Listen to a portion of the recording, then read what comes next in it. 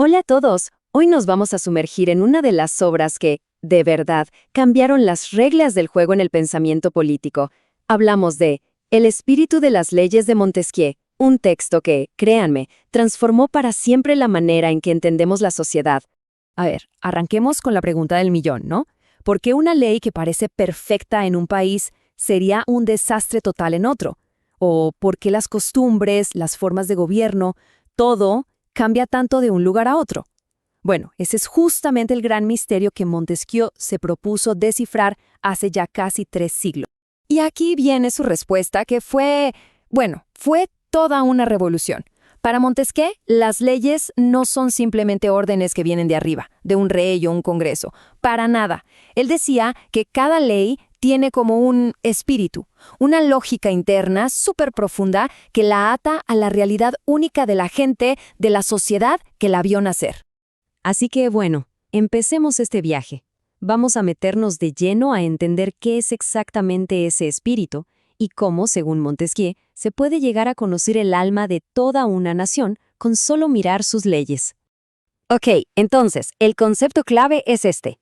El espíritu de las leyes es como un ecosistema, no es una sola cosa, ¿eh? Es la suma de un montón de factores que se relacionan entre sí. Es como si hubiera una red invisible, donde el clima de un lugar, la religión de la gente, cómo hacen negocios, hasta sus costumbres más básicas, todo, pero de verdad todo, termina moldeando las leyes que tienen. Bueno, ahora pasemos a uno de los pilares de toda su teoría. Montesquieu dijo, miren, básicamente hay 3 tipos de gobierno. Y lo más interesante es que para él, cada uno funciona con un motor distinto, un principio que es como el combustible que mueve a la gente. Y aquí en la tabla se ve clarísimo.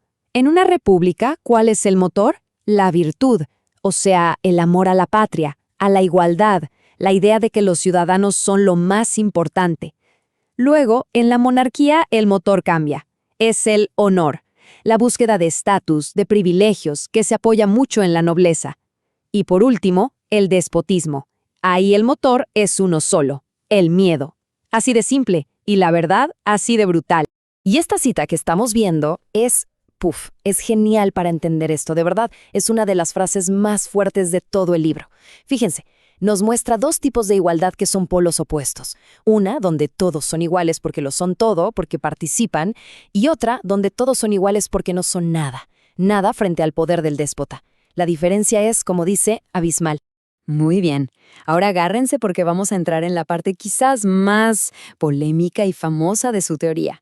Montesquieu fue de los primeros en decir algo que sonaba radical, que el clima y la geografía de un lugar tienen un impacto directo, pero directísimo, en cómo es la gente, en su carácter y, por lo tanto, en sus leyes y su forma de gobierno.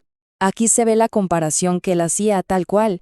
Él sostenía que los climas fríos, por ejemplo, hacían a la gente como más fuerte, más reservada, más constante para proyectos a largo plazo, y eso, según él, ayudaba a que hubiera libertad.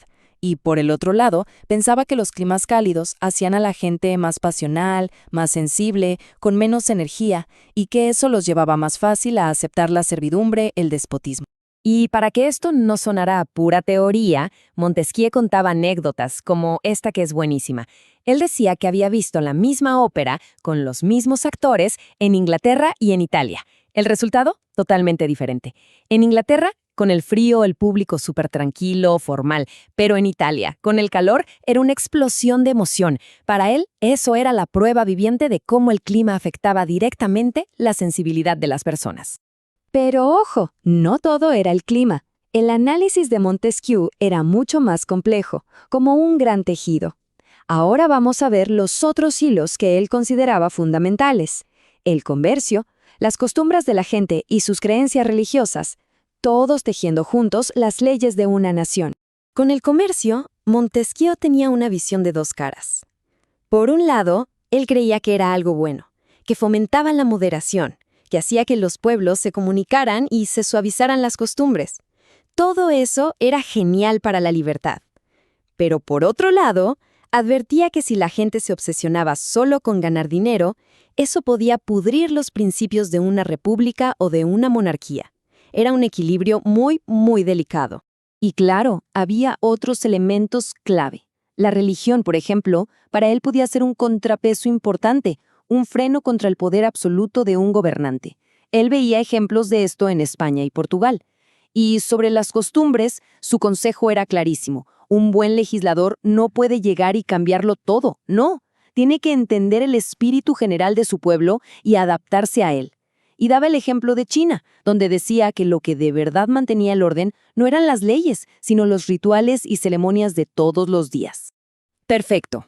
Ya vimos las piezas del rompecabezas por separado. El gobierno, el clima, el comercio, la religión, las costumbres. Ahora llegó el momento de juntar todo y ver la imagen completa. La gran revelación de Montesquieu. Entonces, para resumir, todo esto funciona como una cadena. ¿Se dan cuenta? Primero, en la base, está el clima y el terreno, que moldean cómo es la gente. Segundo, ese carácter de la gente influye en sus costumbres, su religión, su forma de hacer negocios. Tercero, todo eso, a su vez, hace que un tipo de gobierno sea como más natural para ellos. Y cuarto, el resultado de toda esa mezcla, de esa interacción, es ese espíritu de las leyes que es único y diferente para cada nación. Y aquí está la gran idea, la conclusión de todo esto. Montesquieu nos enseñó que no existen las leyes perfectas y universales que funcionen igual en todos lados. Olvídense de eso.